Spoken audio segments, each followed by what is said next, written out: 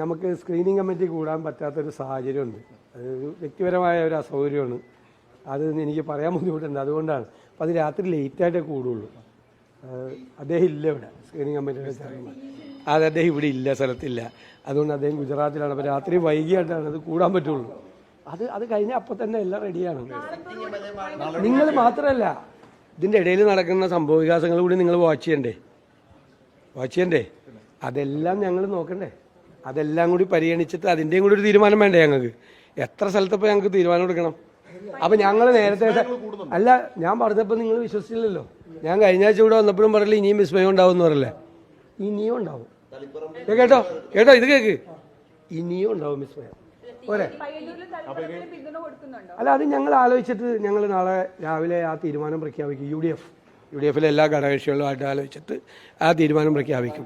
എന്താണ് CPM നടക്കുന്നത്? എന്താണ്? CPM തകരുകയാണ്. നിങ്ങൾ ബംഗാളിലെ 33 വർഷത്തെ ഭരണത്തിന് ശേഷം CPM തകർന്നു. 33 വർഷം എടുത്ത് അവിടെ തകരാൻ. ഇവിടെ 10 വർഷം എടുക്കുകയുള്ളൂ. ഇതിൻ്റെ അകത്ത് നടക്കുന്ന കാര്യങ്ങൾ എന്താണെന്ന് നിങ്ങൾക്ക് ബോധ്യപ്പെട്ടില്ലേ? ഒരു കാലത്തും CPM നേരിടാത്ത ഗുരുതരമായ പ്രശ്നങ്ങളാണ്. ഒരു ഭരണം ഒരു പാർട്ടിയെ എത്രമാത്രം തകർത്തു എന്നതിൻ്റെ ഏറ്റവും വലിയ ഉദാഹരണമാണ് ഇന്ന് രാവിലെ നടന്ന കുഞ്ഞകൃഷ്ണൻ്റെ പത്രസമ്മേളനവും ഇന്ന് ശ്രീ ഗോവിന്ദൻ്റെ പത്രസമ്മേളനവും. CPM നേതൃത്വം എത്രമാത്രം അധപ്പതിച്ചിരിക്കുന്നു എന്നുള്ളതാണ്. ഒരു പാർട്ടിയെ എങ്ങനെ മുഴുവൻ അഴിമതിയാണെന്നാണ് പറയുന്നത്. പ്രധാനപ്പെട്ട നേതാക്കളാണ് പറയുന്നത്. നിങ്ങൾക്കറിയാലോ, ഇവരൊന്നും പറയുന്നത് അവർ മാത്രമല്ല പറയുന്നത്. ഞങ്ങൾക്കിതെല്ലാം അറിയാം. ഞാൻ നിങ്ങളോട് എല്ലാവരോടും പറഞ്ഞല്ലോ, ഒരു വർഷം മുമ്പ് പറഞ്ഞല്ലോ, പാർട്ടി പ്രവർത്തകരോടും പറഞ്ഞു, നല്ല ഉത്തമ കമ്മ്യൂണിസ്റ്റുകാരെ കാണുമ്പോൾ ചിരിച്ചോളാൻ പറഞ്ഞു ഇല്ലേ.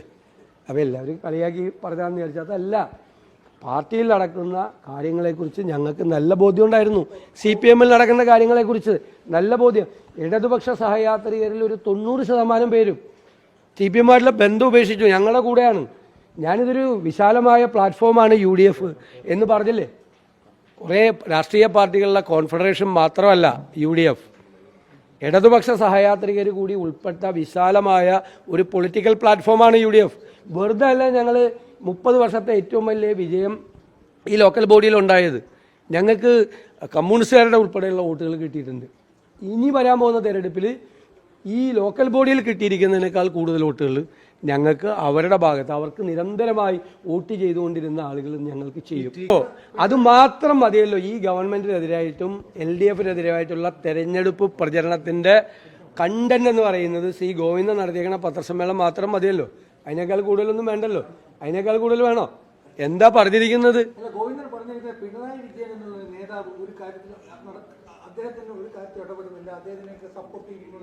അദ്ദേഹം ഇതിനെല്ലാം എൻഡോസ് ചെയ്യുന്നു എന്നാണ് പറഞ്ഞത്. എല്ലാത്തിനും ഈ കാണിക്കുന്ന വൃത്തികേടുകൾക്കെല്ലാം അദ്ദേഹം കൊട പിടിച്ചു കൊടുക്കുന്നു.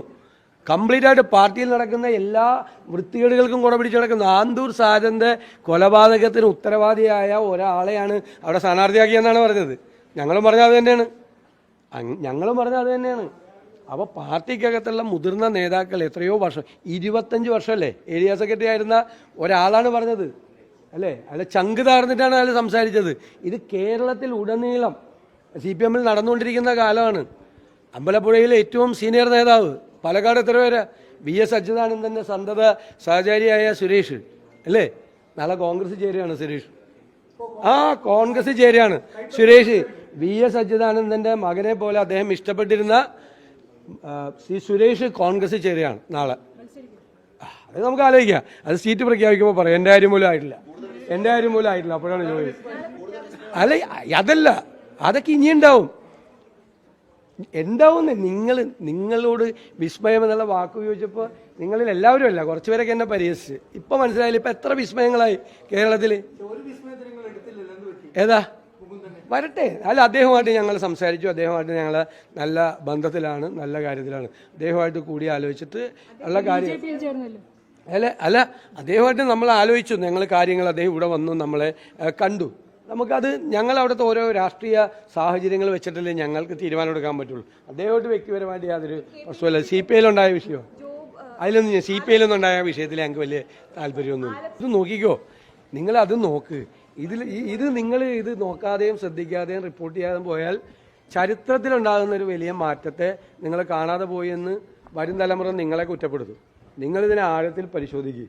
ഇത് ഈ പറയുന്ന ആളുകൾ മാത്രമല്ല. ഞാൻ എന്തെങ്കിലും പറഞ്ഞത് പിന്നീട് ശരിയല്ലാതായിട്ടുണ്ടോ? വെറുതെ പറയോ?